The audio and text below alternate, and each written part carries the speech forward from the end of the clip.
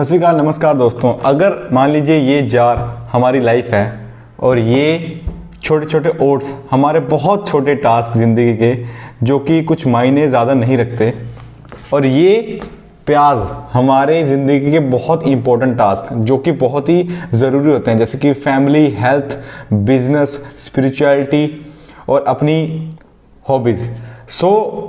तो अगर इन कामों को मैं लाइफ में बहुत ज़्यादा अहमियत दे रहा हूँ और इसी को लाइफ में भर दे रहा हूँ, तो जो इम्पोर्टेंट काम होते हैं वो हमारी लाइफ में हो ही नहीं पाते या फिर अधूरे रह जाते हैं। और इसी की जगह पे अगर मैं लाइफ में सबसे इम्पोर्टेंट काम जो कि हमारी spirituality, health, family, friends, business होते हैं, अगर उनको पहले ही मैं अच्छे से टाइम दे पाऊँ तो ये हमारी लाइफ में पूरी तरह से फिट हो जाते हैं। और यहाँ पे छोटे छोटे कामों को बाद में करना चाहूँ तो मैं कर सकता हूँ और वो इजीली लाइफ में आ जाते हैं। मतलब कि हमें उन सब चीज़ों पर फोकस करना चाहिए जो हमारे लिए बहुत ज़्यादा इम्पोर्टेंट है, जैसे कि हमारी प्रोफेशनल लाइफ, हमारी बिजनेस लाइफ, हमारी जॉब लाइफ, हमारे रिलेशनशिप्स और हमारी फाइनेंशियल लाइफ। इन सब चीज़ों पर फोकस करके ही हमारी जो लाइफ है वो एक फुलफिल्ड लाइफ बनती है।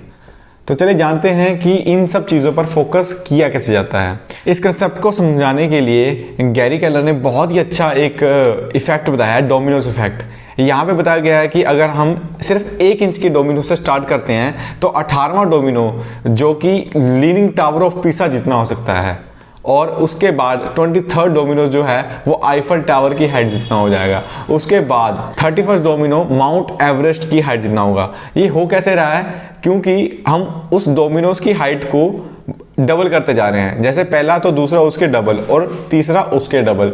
तो ऐसे करते करते अगर हम उसको डबल करते जाए तो लास्ट वाला जो 57th डोमिनो होगा वो अर्थ से मून का जो डिस्टेंस है उसकी हाइट का होगा।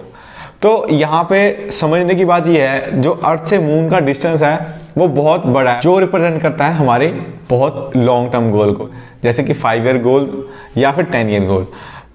तो जो हमारा सबसे बड़ा गोल है 5 ईयर गोल, उसको हमने छोटे पार्ट्स में डिवाइड करना है ताकि हम देख सकें कि जो 1 इंच का जो डोमिनो है वो क्या चीज़ है। अगर हम उसको पीछे हैं तो माउंट एवरेस्ट की हाइट वाला जो डोमिनो है वो हमारा 2 ईयर गोल सेट करता है, और जो 23rd डोमिनो है जो आईफल टावर के हाइट का है वो हमारा मंथली गोल सेट करता है। और वहीं उसके पीछे 18वां डोमिनो जो है हमारा डेली गोल सेट करता है। और जो फर्स्ट डोमिनो है वो रिप्रेजेंट करता है कि हमें आज उस 5 साल के गोल के लिए आज कौन से एक्शंस लेने चाहिए।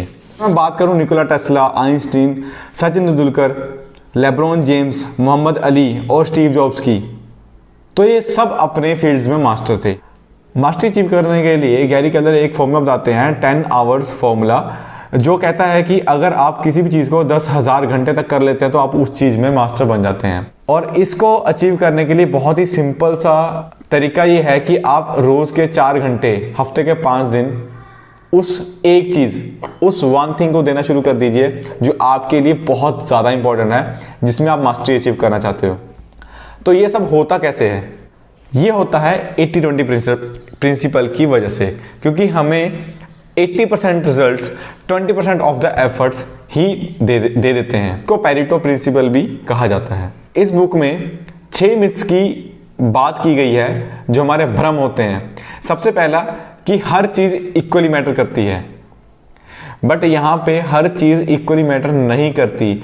हमने बहुत सारी लिस्ट बना रखी होती हैं, बहुत सारी टू डू लिस्ट बना रखी होती है जिसमें हम देखते हैं कि ये भी करना है, ये भी करना है, ये भी करना है, ये भी करना है, पर उसमें से, उस लिस्ट में से अपने सारे काम पर अगर आप 80-20 प्रिंसिपल लगा दें और 20% काम निकाल लें, इस 20% काम में फिर से वो प्रिंसिपल लगाएं और उनमें से सिर्फ 20% काम निकालें, तो वो अगर जब तक आपकी एक चीज़ नहीं निकलती जो बहुत ज़्यादा इंपॉर्टेंट है तब तक वो आप लगाते रहिए। जब वो निकल जाएगी तो वो एक चीज़ आपको 80% रिजल्ट ला के देगी। दूसरा मिथ, मल्टीटास्किंग। साइंटिफिकली ये पाया गया है कि अगर हम 2 काम कर रहे हैं इकट्ठे, उसमें ये होता है कि हमारा दिमाग उस टाइम पे जो एक काम कर रहे हैं उसको करते हुए उसी काम पे फोकस करता है, दूसरे टाइम पे वो स्विच करता है दूसरे काम में। हम कभी भी, हमारा जो ब्रेन है 2 काम पे कॉन्टिन्यूसली साइमल्टेनियसली फोकस नहीं कर सकते।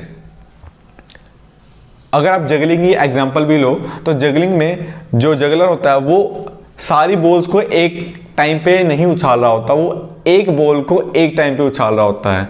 तो मल्टीटास्किंग एक बहुत बड़ा मिथ है जिसकी वजह से हम अपनी एनर्जी को बहुत ज़्यादा ड्रेन कर लेते हैं। होता क्या है कि जब हम मल्टीटास्क करने की कोशिश करते हैं तो हमारे जो डिसीजंस हैं वो बहुत ज़्यादा बढ़ जाते हैं। ये करने की बजाय फिर दूसरा काम करने लग जाते हैं, फिर तीसरा, फिर पहले पे स्विच करते हैं। तो इसमें जो टाइम तो लगता ही लगता है और हमारी एनर्जी भी जाती है, उसकी वजह से हमें डिसीजन फटीग होती है। डिसीजन फटीग को मैंने मेरी पहली वीडियो में भी डिस्कस किया है, वो आप आई बटन से जाके क्लिक कर सकते हैं। तीसरी मिथ है डिसिप्लिन्ड लाइफ। डिसिप्लिन्ड लाइफ सबसे बड़ा झूठ है, क्योंकि सबसे ज़्यादा डिसिप्लिन्ड बंदे डिसिप्लिन होते ही नहीं है, क्योंकि उन्होंने अपना एक सिस्टम रेडी किया होता है, एक रूटीन रेडी किया होता है कि वो उस सिस्टम को फॉलो करते हुए डिसिप्लिन दिखते हैं पर होते नहीं। डिसिप्लिन लाइफ का मतलब ये है कि हमने एक सिस्टम रेडी कर लिया है जिसको हम डेली फॉलो कर रहे हैं। उसकी वजह से हमारा जो डिसीजन फटीग है वो कम हो जाता है, हमारे डिसीजन लेने की जो एनर्जी लगती है वो कट हो जाती है, जिसकी वजह से उस एनर्जी को हम अपने इंपॉर्टेंट काम के लिए यूज़ कर सकते हैं। चौथा सबसे बड़ा मिथ ये है कि विल पावर अपने बुलाने पे आ जाती है। जब हम सोचते हैं कि मोटिवेशनल वीडियो देखेंगे तो हम काम करेंगे, बट ये बहुत बड़ा मिथ है। इसको उन्होंने समझाया है कि विल पावर एक बैटरी की तरह है जो सुबह फुली चार्ज होती है और दिन के खत्म होते होते वो भी डिस्चार्ज होती रहती है। जैसे कि हमने ये सोच लिया सुबह उठ के एक्सरसाइज करनी है, फिर मेडिटेशन करनी है, फिर कोई ना कोई अपना प्रोजेक्ट पे काम करना है, फिर पूरा दिन जाएगा अपने काम पे, बिजनेस पे, उसके बाद मेरे को आके जिम करनी है, उसके बाद मेरे को अपने बिजनेस आइडियाज़ पे वर्क करना है। हो सकता है कि हम वो पहले 2 काम बहुत ही अच्छे तरीके से कर लें, पूरी एनर्जी से कर लें, बट आते आते दिन के ख़त्म होते होते जब हमारी एनर्जी कम रह जाएगी तब वो जो एंड वाले टास्क है जैसे कि बिजनेस आइडियाज़ पे ध्यान देना या जिम जाना, तो वो पूरी एनर्जी से नहीं कर पाएंगे। क्यों? क्योंकि वो जो विल पावर है वो हमने यूज़ कर ली है, वो ड्रेन हो चुकी है एंड आते आते। तो सबसे इंपॉर्टेंट जो टास्क है, जो वन थिंग है आपकी, वो दिन के शुरू में ही कर ली जाए तो बहुत ज़्यादा बेटर है। तो 5वां सबसे बड़ा मिथ ये है बैलेंस्ड लाइफ जीना। ये टॉपिक गैरी कैलन ने थोड़ा से कंफ्यूजिंग वे में लिखा है, तो इसको जो मैं समझ पाया हूँ वो ये कह रहे हैं कि हमें अपनी लाइफ को काउंटर बैलेंस करते हुए चलना है। अगर मेरी प्रायोरिटी ये है कि मेरे को बिजनेस में एक्सेल करना है, या मेरे को जॉब में एक्सेल करना है, या मेरे को एकेडमिक में आगे बढ़ना है, तो उस चीज़ को सबसे ज़्यादा आप टाइम दो। और हो सकता है उस चीज़ को आप टाइम देते देते दूसरी चीज़ों को खराब करते चले जाओ, अपने रिलेशनशिप्स, अपनी हेल्थ, ठीक है, अपनी फाइनेंशियल सिचुएशन। तो वो इस चीज़ को समझाने के लिए कहते हैं कि आप टाइम ब्लॉक कर लीजिए। हम टाइम ब्लॉक की मदद से वो चीज़ अचीव कर सकते हैं। जैसे कि कोई भी एथलीट हो तो उस एथलीट को अपने दिन के कुछ घंटे ब्लॉक कर लेने चाहिए कि इस टाइम में मैं ये एक्टिविटी करूंगा और कुछ भी नहीं करूंगा। तो उसके बाद जो टाइम बच रहा है उसमें वो अपने जो बाकी के स्पिरिचुअल, फाइनेंशियल या पर्सनल लाइफ के जो भी मामले हैं वो सुलझा सकता है, या उसको टाइम दे सकता है, फैमिली को क्वालिटी टाइम दे सकता है, कुछ भी कर सकता है। बट अपने एक चीज़ को, वन थिंग को टाइम देने के लिए टाइम ब्लॉक करना पड़ेगा और प्रायोरिटीज करके उसको आगे बढ़ना पड़ेगा। इसके बाद 6th मिथ जो है सबसे बड़ी, वह है बिग इज बैड।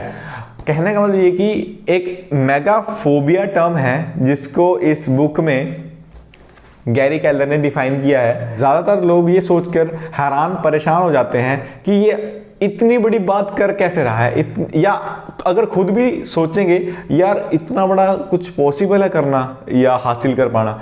तो वही चीज़ है कि हमें, या ज़्यादातर लोगों को मेगाफोबिया होता है कि बड़ी चीज़ से डर लगता है, बड़े रिजल्ट से, बड़ी अचीवमेंट से, ठीक है, तो हम उसी घेरे में हम रह जाते हैं और आगे नहीं बढ़ पाते इसी माइंडसेट की वजह से।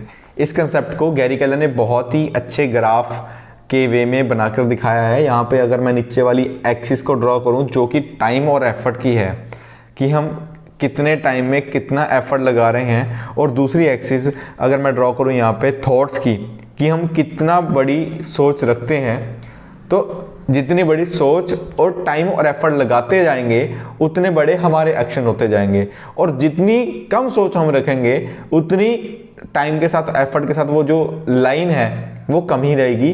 तो होगा क्या इससे, ये हमारा इस टाइप में एक बॉक्स बन जाएगा। तो गैरी कहते हैं कि इस बॉक्स को देखिए, ये आपका बॉक्स कितना बड़ा है, आप कितने एक्शंस ले पा रहे हो उस ही पे डिपेंड करेगा कि आपका जो बॉक्स है कितना बड़ा है। तो चलिए दोस्तों, अभी देखते हैं कि इस कंसेप्ट को, इस वन थिंग को, उस चीज़ को ढूंढने के लिए अब क्वेश्चन दिया है हमें, जैसे स्टीव जॉब्स यूज़ किया करते थे कि आज जो मैं काम करने जा रहा हूँ, अगर ये मेरा आखिरी दिन होता तो क्या ये मैं काम करता। तो ये क्वेश्चन रोज़ सुबह शीशे में अपने आप से पूछा करते थे, और जब तक उनको हाँ नहीं मिली वो ये पूछते रहे, और जब उनको हाँ मिली तो उनका रिजल्ट एप्पल निकल गया है। उसी तरह एक क्वेश्चन है, what is that one thing that after doing that everything else will be easier और अननेसेसरी। तो यहाँ पे मैंने कुछ क्वेश्चंस लिखे हैं। अगर आप स्पिरिचुअल लाइफ में इंप्रूवमेंट करना चाहते हो तो ये पूछ सकते हैं, ये फॉर एग्जांपल है आपके लिए जो वर्क करता है, आप वो पूछ सकते हो अपने आप से, वो कौन सी एक चीज़ है जिसको करने से मैं ज़्यादा मेडिटेशन कर सकता हूँ, जिसकी वजह से बाकी के जो काम है वो ईजियर या फिर अननेसेसरी हो जाएंगे। वहीं फाइनेंशियल अगर आप देखें तो आप ये कह सकते हैं कि वो क्या एक चीज़ है जिससे मैं साल के एंड तक इतने हज़ार, मतलब यहाँ पे इतने मतलब कुछ भी हो सकता है, इतने हज़ार या लाख रुपए सेव कर सकूं ताकि दूसरे काम इजी या अननेसेसरी हो जाएं। जैसे कि कोई व्हीकल लेना हो वो इजी हो जाए, या जॉब करना अननेसेसरी हो जाए। तीसरा एग्जांपल मैं लेता हूँ बिजनेस का। वो क्या एक चीज़ है जिसे हमें अपना बिजनेस की सेल्स डबल कर सकते हैं ताकि कंपटीशन से आगे रहना इजी हो जाए। वो कौन सी एक चीज़ है कि जिसको करने से मेरे अगली जॉब का पैकेज डबल हो जाए, या फिर करंट जॉब की जो सैलरी है या मेरी पोस्ट है वो बढ़ जाए। और रिलेशन में आप कर सकते हैं कि कौन सी वो एक चीज़ है जिसको करने से मैं अपने पार्टनर के साथ ज़्यादा टाइम स्पेंड कर सकता हूँ। ठीक है, तो दोस्तों इस बुक के एंड में एक बहुत ही खूबसूरत सी कहानी थी, वो मैं आपसे शेयर करना चाहूँगा। निखिल जो कि सुनील का बेटा है, वो अपने फादर से पूछता है, सुनील से, कि डैड क्या हम कल खेलने जा सकते हैं। तो सुनील बोलता है हाँ बेटा ज़रूर जाएंगे। तो जैसे ही सुबह होती है तो सुनील अपने अखबार पढ़ने के रूटीन में बिजी हो जाता है, और जब निखिल उठता है वो बाहर जाने की जिद करता है। तो उस जिद को देखते हुए सुनील उसको अखबार में, पुराने अखबार में एक वर्ल्ड मैप की फ़ोटो होती है, उसको काट कर एज अ पजल बनाकर उसको देता है कि ले बेटा इसको जोड़ और इसको कंप्लीट कर, उसको बिजी रखने के लिए, क्योंकि उसको रूटीन में अपना ज़्यादा मज़ा आ रहा है, अखबार पढ़ने में ज़्यादा मज़ा आ रहा है क्योंकि उसकी रूटीन है, उसको करना है। तो अपने बच्चे मतलब निखिल को बिजी रखने के लिए वो पजल देता है। पजल को निखिल बहुत ही जल्दी सॉल्व कर देता है, और जब वो सुनील के पास आता है कि डैडी मैंने वो कंप्लीट कर दी पजल, तो ये सुनील सुनकर बहुत ही हैरान हो जाता है। सुनील पूछता है निखिल से कि तूने इतनी जल्दी कैसे कंप्लीट कर लिया।